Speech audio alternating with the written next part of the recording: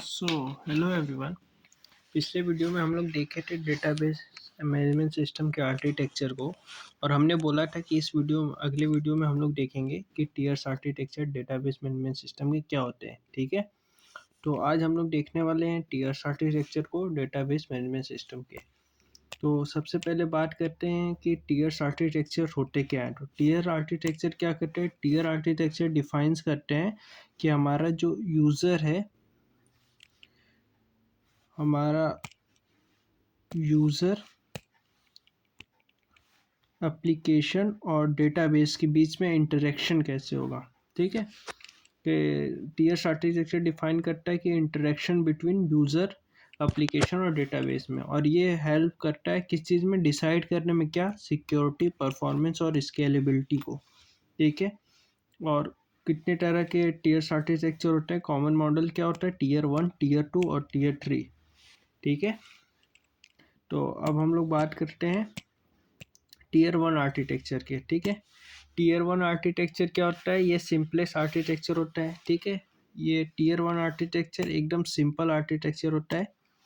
ठीक है, जो कि डायरेक्टली इंटरेक्ट करता है किससे? डेटाबेस से। ठीक है, डेटाबेस के साथ डायरेक्टली इंटरेक्ट करता है एप्लीकेशन, और जो डेटाबेस होता है हमारा एप्लीकेशन डेटाबेस जो होता है वो सेम मशीन में या सेम सिस्टम में होता है। ठीक है, फॉर एग्जांपल हम लोग देख सकते हैं एम एस एक्सेस होता है, SQLite होता है, लोकल डेटाबेसेस होते हैं। ठीक है, अब इसके प्रोज और कॉन्स देखते हैं, यानी एडवांटेजेस और डिसएडवांटेजेस देखते हैं टीयर 1 आर्किटेक्चर के। तो टीयर 1 आर्किटेक्चर के एडवांटेज क्या होते हैं? सिंपल होता है, फास्ट होता है, कोई नेटवर्क की ज़रूरत नहीं होती है। ठीक है, लेकिन डिसएडवांटेज क्या है? कि सिक्योर नहीं होता है और मल्टी यूज़र सपोर्ट नहीं करता है इसमें। ठीक है, अगर टीयर 1 आर्किटेक्चर का डायग्राम देखना है तो डायग्राम इधर ही बना के दिखा देता हूँ। ठीक है, ये डायग्राम ये रहा हमारा। ठीक, ये हमारा डिवाइस। ठीक है, ये हमारा लोकल डेटाबेस है, और ये हमारा क्या है? एप्लीकेशन। ठीक, एप्लीकेशन है। ठीक, ये यहाँ पे डायरेक्टली आपस में इंटरेक्ट करता है। तो ये हमारा टीयर 1 आर्किटेक्चर। ठीक है, अब बात करते हैं टीयर 2 आर्किटेक्चर का। ठीक है, टीयर 2 आर्किटेक्चर क्या होता है? इसको हम लोग क्लाइंट सर्वर आर्किटेक्चर भी बोलते हैं। और टीयर 1 को क्या है? इसको स्टैंड अलोन आर्किटेक्चर भी बोलते हैं हम लोग। ठीक है, टीयर 1 को स्टैंड अलोन आर्किटेक्चर भी बोलते हैं, और टीयर 2 को हम लोग क्लाइंट सर्वर आर्किटेक्चर बोलते हैं। ठीक है, इसमें दो लेयर होते हैं। कौन कौन से? एक क्लाइंट और एक सर्वर। क्लाइंट क्या करता है? यूजर सिस्टम होता है क्लाइंट, और सर्वर क्या होता है? डेटाबेस सर्वर होता है। ठीक है, इसमें क्या होता है? क्लाइंट जो होता है वो रिक्वेस्ट भेजता है, और सर्विस उसे प्रोसेस करके रिजल्ट भेजता है।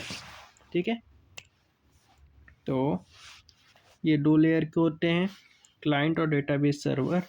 क्लाइंट क्या करता है? रिक्वेस्ट सेंड करता है, सर्वर उसे प्रोसेस करके रिजल्ट भेजता है। एग्जांपल SQL क्लाइंट सर्वर हो गया, स्मॉल ऑफिस ऐप हो गया। ठीक है, ये सब क्या है? 2 टीयर्स के एग्जांपल्स हैं। ठीक है, अब एडवांटेजेस और डिसएडवांटेजेस क्या होते हैं 2 टीयर के? तो एडवांटेजेस क्या होता है? सिक्योर होता है, मल्टी यूज़र सपोर्ट करता है और फास्ट होता है। ठीक है, लेकिन डिसएडवांटेज क्या होता है?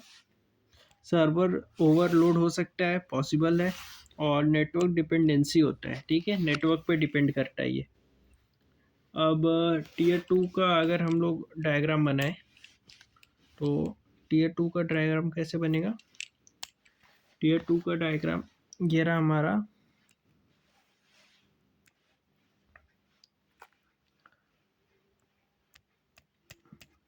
ये रहा क्लाइंट,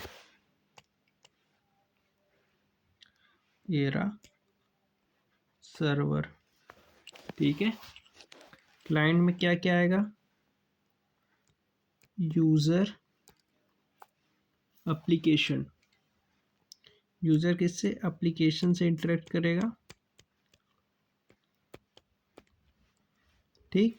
और फिर यहाँ से क्या होगा, नीचे आएगा सर्वर पे, ठीक है, विद द हेल्प ऑफ किसके, नेटवर्क के, ठीक। उसके बाद क्या होगा, यहाँ पे क्या रहेगा, डेटाबेस सिस्टम जो कि इंटरेक्ट कराएगा, ठीक है। तो ये 2 टियर आर्किटेक्चर का डायग्राम है। अब बात करते हैं हम लोग आगे 3 टियर आर्किटेक्चर की, ठीक है। तो 3 टियर आर्किटेक्चर क्या होता है, इसमें 3 लेयर होते हैं, ठीक है। कौन कौन से, प्रेजेंटेशन लेयर, एप्लीकेशन लेयर और डेटाबेस लेयर, ठीक। प्रेजेंटेशन लेयर क्या करता है, यूजर इंटरफेस प्रोवाइड करता है। यूजर इंटरफेस जैसे कि वेब ऐप हो गया, ठीक, या कोई वेब ऐप हो गया या कोई एप्लीकेशन हो गया, ठीक, ये सारी चीज़ें। तो ये कौन प्रोवाइड करता है, प्रेजेंटेशन लेयर। एप्लीकेशन लेयर क्या करता है, बैकएंड लॉजिक डिफाइन कर, बैकएंड लॉजिक पे वर्क करता है, ऑथेंटिकेशन पे वर्क करता है और रूल्स डिफाइन करता है। ये कौन, बैकएंड पे, ऑथेंटिकेशन पे और रूल्स पे ये काम करता है हमारा एप्लीकेशन लेयर। और प्रेजेंटेशन लेयर पता ही चल गया कि ऐप पे काम करता है, वेबसाइट, ये सारी चीज़ें, यानी यूज़र इंटरफेसेस जो होती हैं। और डेटाबेस लेयर क्या करता है, ठीक, ये क्या करता है, एक्चुअल डेटाबेस होता है जहाँ पे डेटा जो होते हैं हमारे स्टोर होते हैं, ठीक है। इसके एग्जांपल क्या क्या हो सकते हैं, अमेजोन हो सकता है, नेटफ्लिक्स हो सकता है, इंस्टाग्राम हो सकता है, बैंकिंग ऐप हो सकते हैं। ये सारी चीज़ें क्या हैं, 3 टियर आर्किटेक्चर के एग्जाम्पल्स हैं, ठीक है। अब बात करते हैं एडवांटेजेस और डिसएडवांटेजेस के, किसके, 3 टियर आर्किटेक्चर के। तो एडवांटेजेस क्या है, हाई सिक्योरिटी होता है, हाई परफॉर्मेंस होता है, स्केलेबिलिटी होती है इसमें। लेकिन डिसएडवांटेजेस क्या है कि बहुत कॉम्प्लेक्स होता है और बहुत महंगा भी पड़ता है, ठीक है, बहुत कॉस्टली होता है।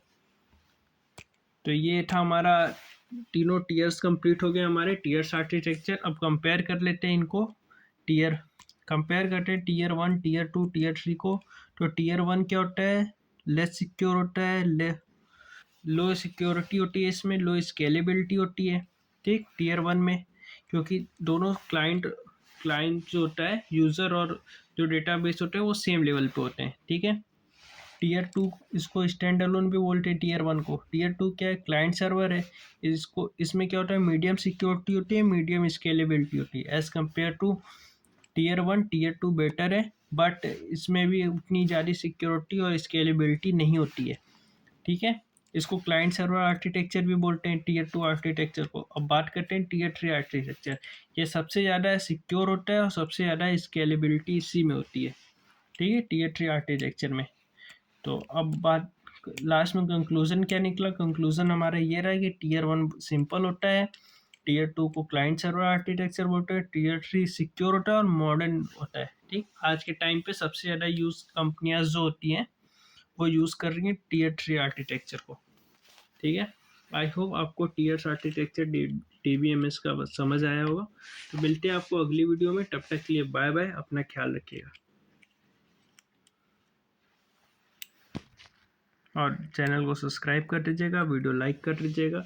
मिलते हैं आपको अगली वीडियो में, तब तक के लिए बाय बाय।